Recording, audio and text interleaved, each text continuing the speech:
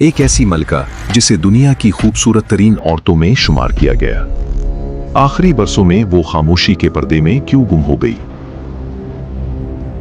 23 मई 1919 London में एक शहजादी पैदा हुई, गायत्री देवी, कोच बहार की शाही नस्ल की वारिस।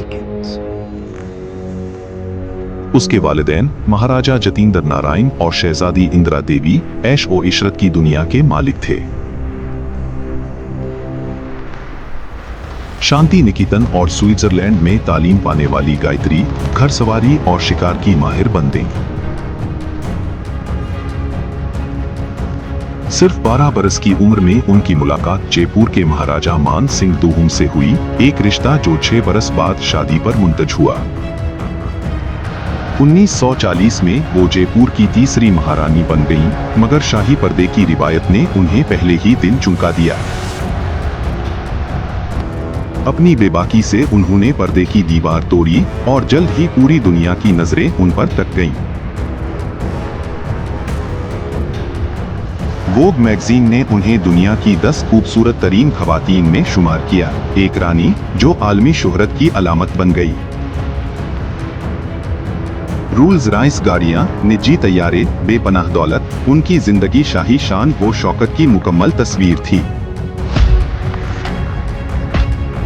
मगर 1947 में बरसगीर आजाद हुआ और रियासतों के जम होने के साथ ही शाही दुनिया की बुनियादें हिलने लगी। जयपुर भारतीय यूनियन का हिस्सा बना और रफ्ता रफ्ता शाही मराआत का खात्मा शुरू हो गया। मगर गायत्री देवी ने हार नहीं मानी। उन्होंने 1962 में सियासत में कदम रखा और स्वतंत्र पार्टी की बुनियाद रखी। इंतखाबात में उन्होंने दुनिया की सबसे बड़ी कामयाबी में से एक हासिल की, एक तारीखी यादगार फतह।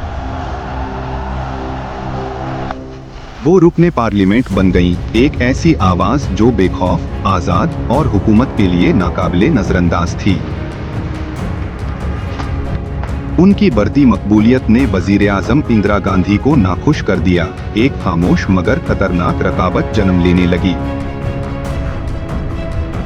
1975 में इमरजेंसी नाफिज हुई और गायत्री देवी को खतरनाक अनासिर की फहरिस्त में शामिल कर दिया गया। उन्हें गिरफ्तार करके बदनामे जमाना तहार जेल भेज दिया गया, एक रानी अब एक कैदी के रूप में। 5 माह की कैद के बाद रिहाई मिली, मगर वो अवामी जिंदगी का वो जोश दोबारा कभी वापस न ला सकी। उन्होंने सियासत से किनारा कशी इख्तियार कर ली, एक बाब बंद हुआ, मगर नए साए अभी बाकी थे। 1970 में शौहर की वफात के बाद और बेटे जगत सिंह के इंतकाल ने उन्हें मजीद तन्हा कर दिया।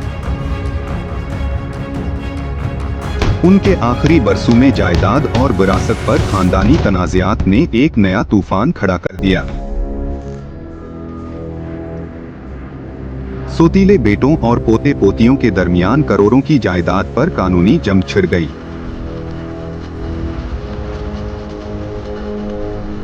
जो रानी कभी दुनिया की महफिलों की जान हुआ करती थी, अब अपने ही महल में खामोशी से सिमट गई।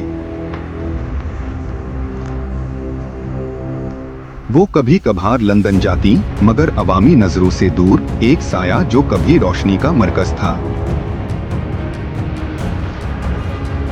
जुलाई 2009 में उनकी सेहत तेजी से बिगड़ने लगी।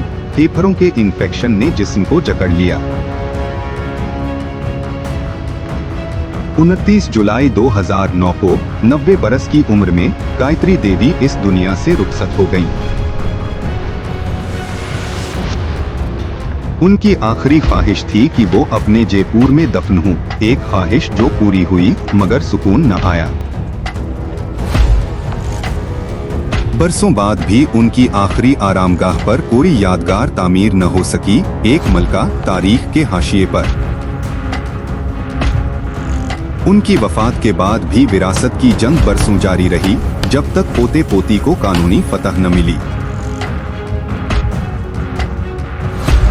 शाही शान, सियासी जुर्रत और तन्हा खामोशी, गायत्री देवी की कहानी आज भी एक मुअम्मा है। शोहरत के उरूज के बाद तन्हाई क्यों? अगर आपको ये कहानी पसंद आई तो लाइक करें, चैनल को सब्सक्राइब करें, क्योंकि तारीख के सियाह राज अभी भी बाकी हैं।